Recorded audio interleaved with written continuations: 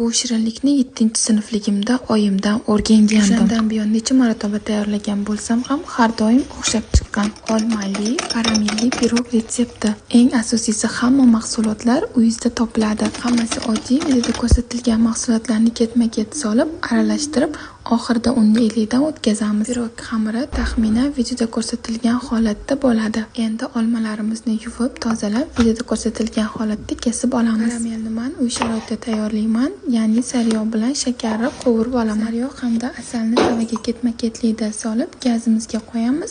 Karamel holatiga kelganda gazni o'chiramiz. Endi pirog qolipiga olma hamda karamelni solib, ustidan tayyor xamirimizni solib olamiz. Pastroq gradusda, ya'ni 170-160 gradusda 40 minut oralig'ida pishirib olamiz. Vau, pishish davomida karamel hidi butun xonamizga ufurib ketdi. Siz ham qo'rqmasdan aynan mana shu retsept bo'yicha tayyorlab ko'ring. Ichidagi olma hamda karamel ta'mi bilan juda ham ajoyib uyg'unlik bo'ladi.